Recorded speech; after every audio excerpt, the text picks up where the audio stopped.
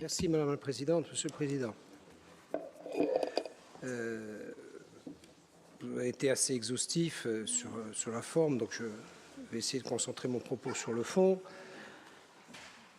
tout en distinguant quelques éléments de forme qui en disent assez sur la façon dont s'est organisée cette soirée, puisque des gens ont été surpris que nous y passions pratiquement 4 heures. Si on prend le résultat final, je pense qu'il était quand même hautement prévisible. Je pense qu'on aurait pu passer moins de temps, mais on ne perd jamais son temps à essayer d'éclairer notamment les participants sur des sujets très techniques.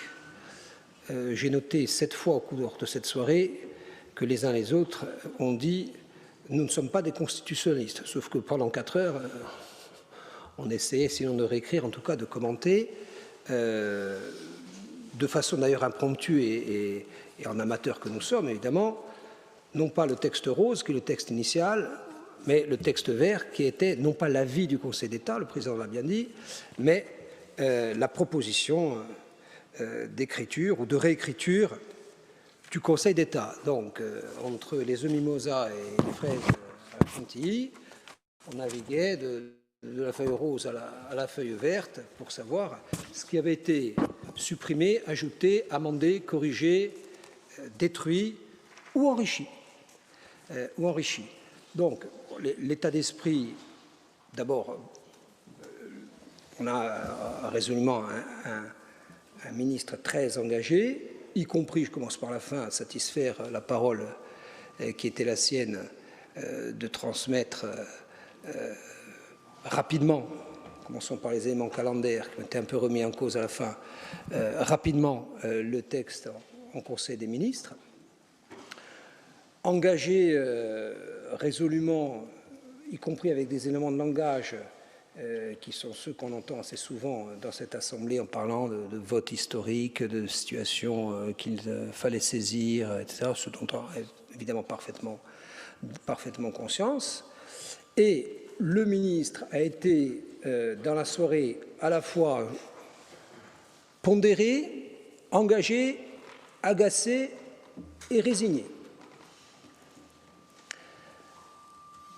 Engagé, comme je vous l'ai dit, à porter ce sujet dans la continuité de ce qui s'est passé à Beauvau. Pondéré parce qu'il s'est essayé pendant quelques minutes, presque quelques heures, à essayer de glisser du papier vert vers le papier rose, ou d'imprégner le papier rose du papier vert, autrement dit, de distiller ce qu'il pouvait être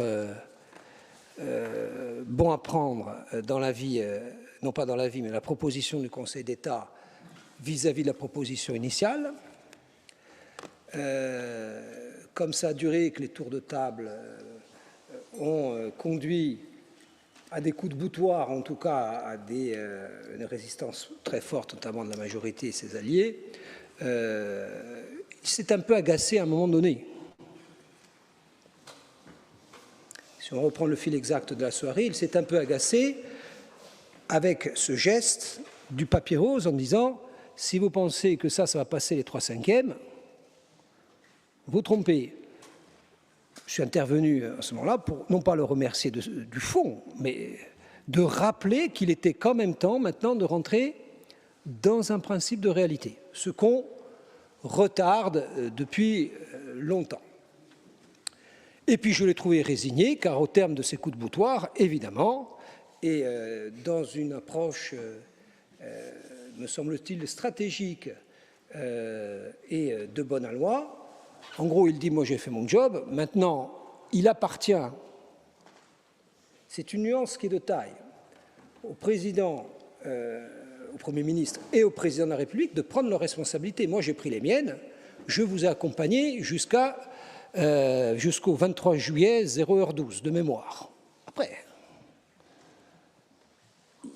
il y a une volonté, je pense que son cabinet a pris suffisamment de notes, de transmettre l'esprit de façon assez exhaustive et complète de cette soirée. Au Premier ministre ce jour, me semble-t-il, et demain au Président de la République. C'est le Président de la République qui préside le Conseil des ministres, ce n'est pas M. Rebsamen.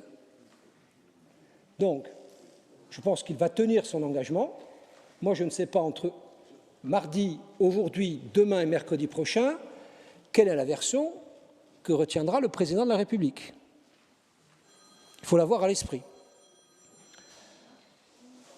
Ça, c'est côté ministre. Après, ce que j'ai observé côté majorité, j'ai trouvé la majorité assez rivée, assez enchaînée au texte initial, avec la cohérence qui s'y attache. No comment, sauf que, mais à partir du moment où l'idée préalable était de dire on ne bouge pas d'un millimètre, l'affaire était entendue. Il y avait quand même, en tout cas ça nous a été expliqué comme tel, ça demande à être évidemment vérifié. En tout cas, il y a des choses qui ne demandent pas à être vérifiées.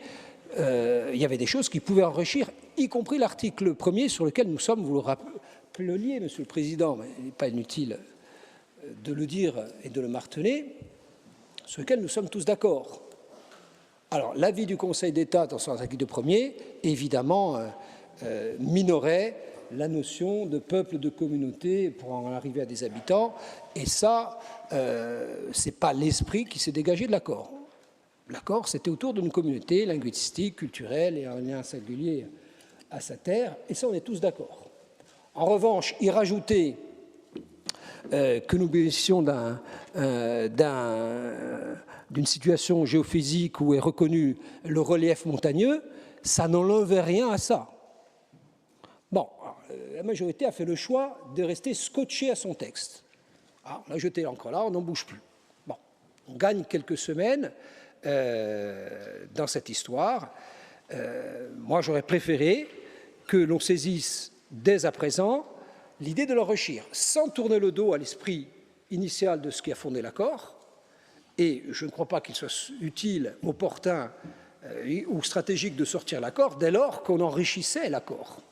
Il n'était pas question d'appauvrir à ce moment-là. Bon, le film a tourné assez rapidement autour de l'idée qu'il fallait rester en l'état. Je suis parti de ceux, non pas qui le regrettent, mais de ceux qui pensent qu'on a manqué une occasion de l'enrichir.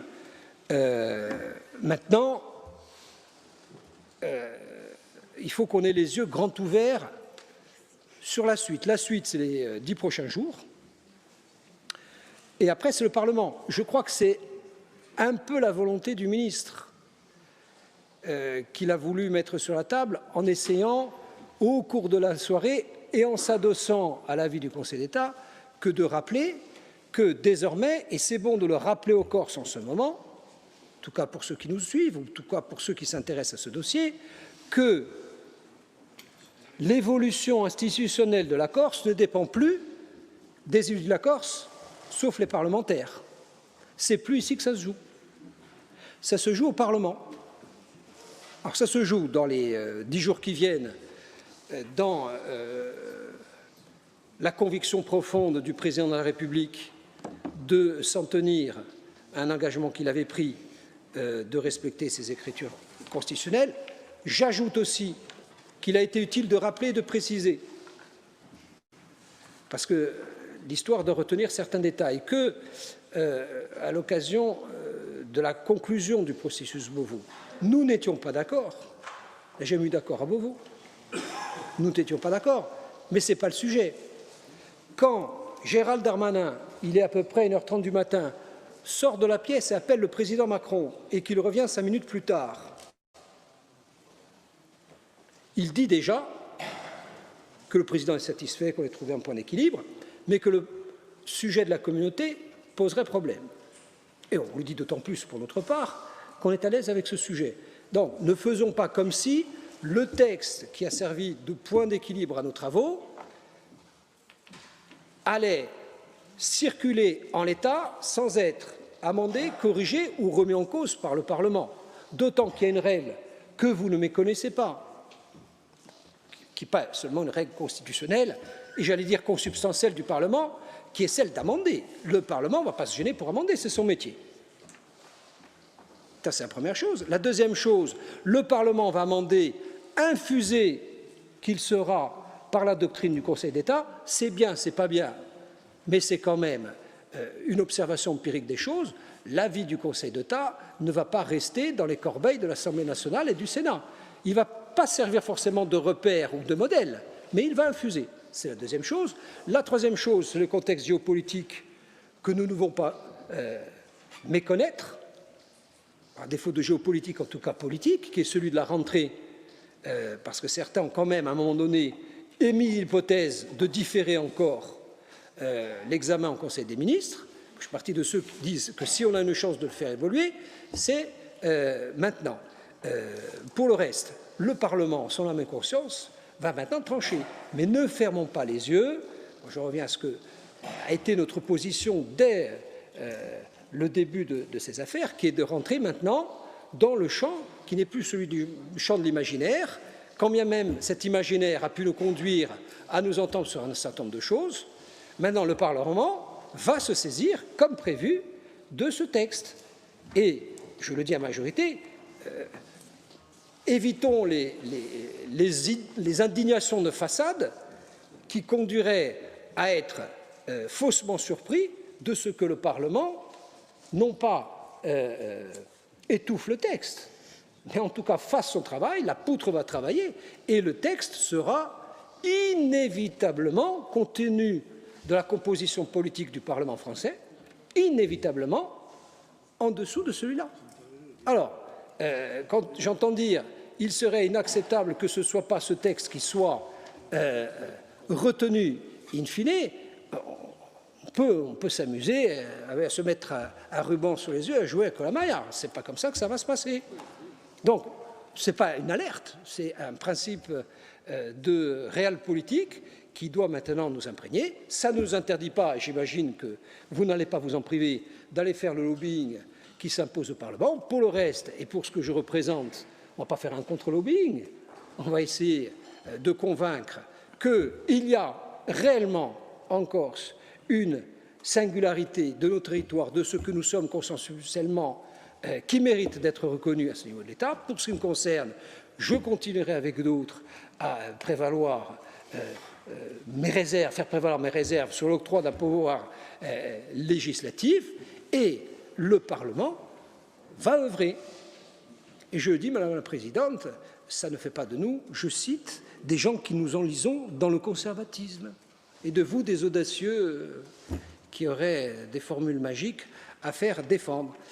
Et nous ne serons sur ce sujet, je vous rassure, Madame la Présidente, ni endormis ni serviles.